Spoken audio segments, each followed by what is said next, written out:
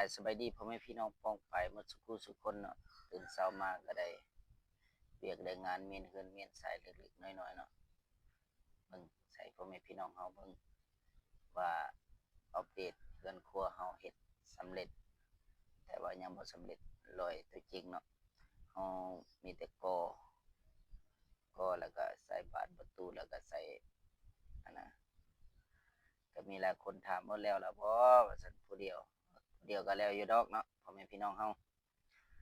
เอาฝากติดตามเด้อสิเตอร์ใหม่เนาะทดลองเฮ็ดทดลองทำลองเบิ่งลองผิดลองแม่นเอาถ้าเบิ่งหาสิให้ไปเบิ่งเรือนครัวเนาะเรือนครัวเฮาขี้เตาไฟเฮาก็เฮ็ดเรียบร้อยสิพาพ่อแม่พี่น้องเฮาเข้าไปเบิ่งทางในในประตูเฮาประตูตัวนี้เฮาสิซื้อนี่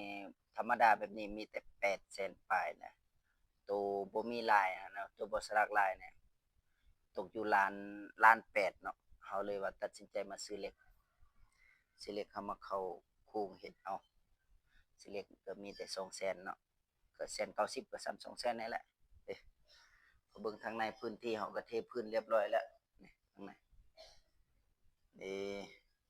แต่ว่าสำเร็จเรียบร้อยแล้วนี่หลังคาเฮาก็เฮ็ดเองเนาะบ่เป็นหยังเฮาเฮ็ดได้ส่ำใดเฮ็ดเอาตามเหือแห้งตามกำลังศรัทธาเฮาและ FC พ่อแม่พี่น้องเฮาเนาะนี่ตามเหือแห้งกำลังเฮาเลยแหละตามที่เฮามีเฮ็ดส่ำนี้แหละเฮาเฮ็ดขี้ตาไฟเด้พื้นเนาะเด้เรียบร้อยอันยังเรียบร้อยแท้ก็ยังบ่เรียบร้อยยังเหลือตัวกันขโมยหม้องนี้บ่อนเฮาเฮ็ดซ่อมระบายบ่อนควรไฟออกเนาะเฮาบ่อยากปิดหมดเพราะว่าตัวนี้เฮาปิดไว้เพราะหยังเฮาสิเอาน้ำมาปาเมียนอยู่นี่เนาะเฮาจะเอาเป่าเขาเมียนอยู่นี่จังน้อยเฮาสิให้เบิ่งเนาะเฮาสิคนเขาคนน้ำปลานี่แหละเอาอัปเดตให้พ่อแม่พี่น้องเฮาเบิ่งส่ำนี้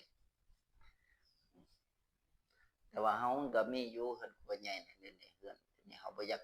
เฮ็ดอยู่ถึงเนาะทีนี้เฮาเอาไว้นั่งซุมเหล้าซุมเบียร์กันผู้ใดมาเนาะมายามมาแวะได้เด้อได้เห็นบ่ดำปื้อลือเนี่ยเฮาดังฟืนดังไฟได้เด้นี่ป่าเอิ้นมันดำแบบนั้นแหละเอาเลยตัดสินใจเอาสนใจสร้างมาแปลงตู้แช่เด้อเอาไว้แช่เบียร์ทา FC เด้อนี่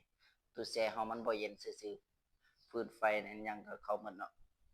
เฮาบ่แม่นสร้างแปลงตู้เย็นตู้แช่เอามาแปลงให้ได้เด้อสร้างเด้อไผเป็นน่ะคอมเมนต์มาบอกเป็นแนวใดก็มาเบิ่งให้ได้จะเอาไว้แช่เบียร์สู่ FC กินเนาะนี่มาอือออกมาพี่นี่ทางหน้าบ้านก็ส่ำนี้แหละบ้านเล็กๆน้อยๆน้ำผักน้ำแห้งเฮาแหละสู่ชีวิตมาแต่อายุ19 ปีเนาะ19 ปีบ่แม่น17 ปี19 ปีนี่แหละประมาณนี้แหละถอนเงินถอนคำเป็นกำลังใจของเจ้าของหาเฮ็ดหาสร้างได้ส่ำนี้ก็ภูมิใจอาเฮาเฮ็ดได้ส่ำนี้มื้ออื่นเฮาก็เฮ็ดไปต่อพร้อมได้อยู่ได้กินไปแต่เล็กละวันนี่แหละพ่อแม่พี่น้องเฮานี่แต่ว่ามื้อนี้ก็เฮาก็สิมาก่อตัวนี้นี่ก่อ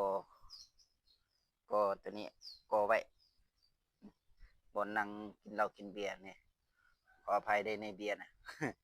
FC มาเด้อผู้ใดมาน่ะเด้สิก่อนี่โอ้ผักหอมมีหัวสิโคกสิไข่มีหมดเด้ผักมีซีซอนี่ว่าตัวนี้ก็สิก่อหม้องนี่แหละมื้อนี้ก่อตัวนี้ไว้ก่อนนี่บ่นั่งอิงกินเหล้ากินเบียร์เนาะพ่อแม่พี่น้องมาเอาช่วยกันฝากกดไลค์กดแชร์กดติดตามเป็นกำลังใจเด้อพ่อแม่พี่น้องเฮาอ๋อขอขอบมุกขอบใจหน้าบ้านก็ประมาณนี้แหละ